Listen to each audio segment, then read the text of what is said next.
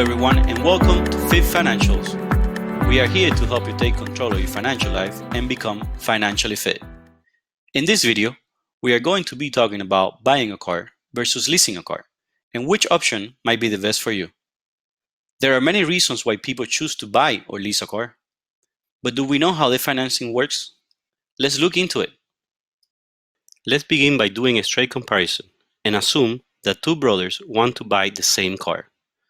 We are going to call them Barry the buyer and Louis the leaser. Barry and Louis will be in the market for a $20,000 car. They both will be giving a down payment of $2,000 with a term of 36 months and an interest of 4.5%. This is the average interest rate for a 680 to 700 FICO credit score. I do recommend going to your local bank and securing a loan prior to going to the dealership. It is always a good idea to have options. More on that later.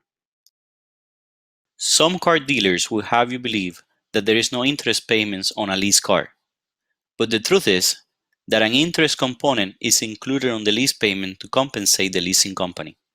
Unlike car loans, the interest rate is not disclosed to the consumer on the lease, but you could always ask the dealership to disclose that information. Both Barry and Louis will have the same price, down payment, interest, and term. But Barry the buyer will be paying a monthly payment of $535.44, while Louis the leaser will be paying a much lower payment of $267.16. But how much did they really pay at the end of the term?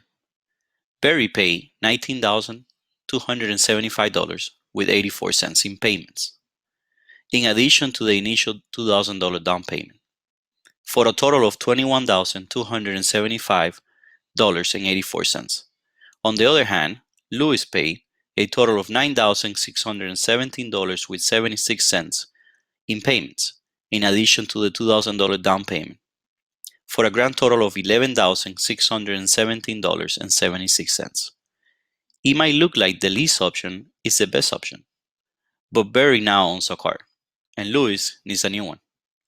If we assume that the car will be worth $12,500 at the end of the 36-month term, and we factor that in, then Barry now has an equity. He now owns a car that is valued at $12,500. If we subtract that from the amount that he paid initially for the car, we can determine that he only spent $8,775.84 on the car, which is far less than what Louis spent to use the same car for the same amount of years. Louis paid an extra $2,842. Mathematically, it makes more sense to buy the car. But what if they choose to stay with the car? Well, then Barry will be saving what he was paying for the car, but Louis will need to refinance the car.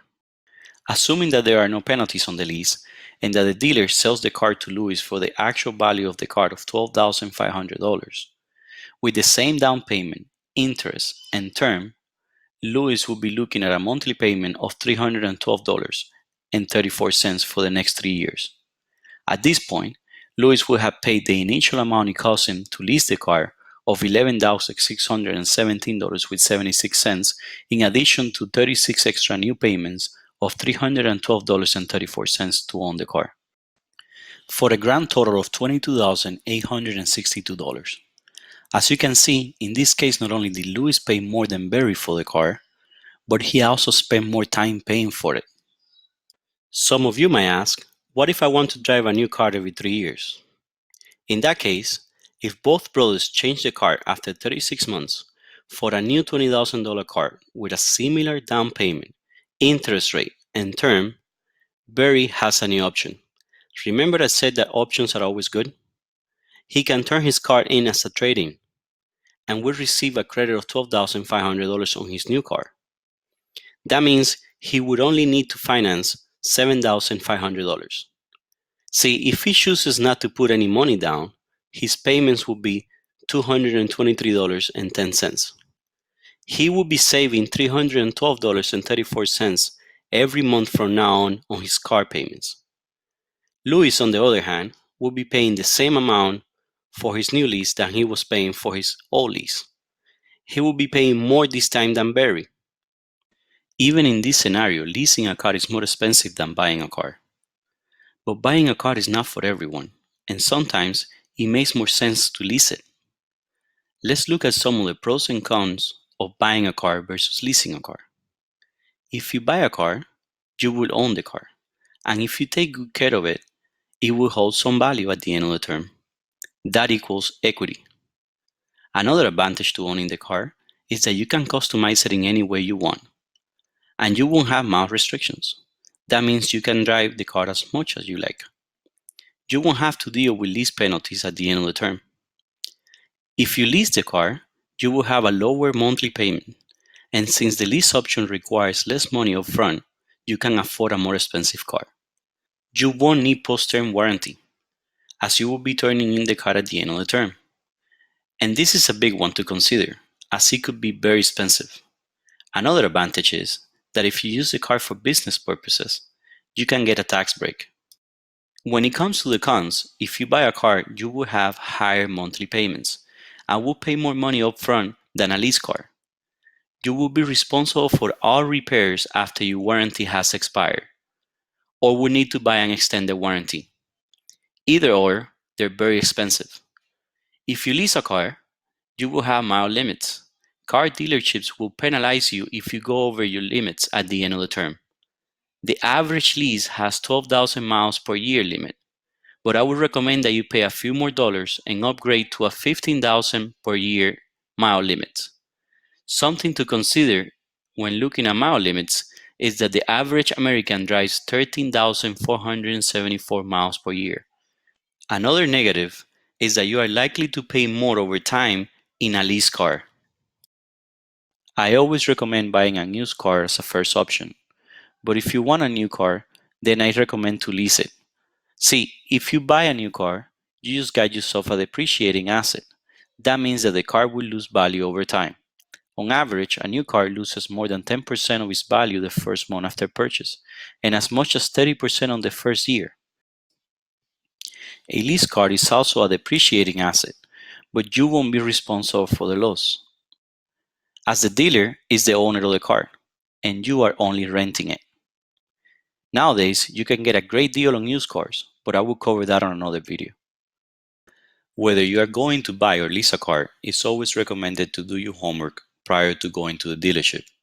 Know how much you can afford, the specials that the dealership have, how good is your credit score. Always check your local bank and credit union and see if their loan options are better than 4.5%. If they are, don't commit to the deal in the moment, but have it under your sleeve and use it as a starting point to negotiate. See what rates the dealer is giving you and go with the best option. Be prepared to walk away from any deal. Even if you are getting the car of your dreams at a great deal, walk away. 90% of the time, when you walk away, the salesperson will call you back with a better deal for the same car. Remember, a car is a liability that depreciates over time. Always evaluate if the car you're looking to buy is a want or a need. You might want a red sports car, but you might not need it. A person should not spend more than 15% of their monthly income in a car. I would say 10% sounds better.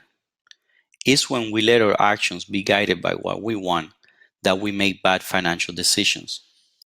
If you found value on this video, please subscribe, share, and give us a like. If you guys have any financial topic you would like us to cover, please leave a comment in the comment section and we will do the research for you. Make wise choices and keep your finances in check. As always, thank you and have a great rest of your day.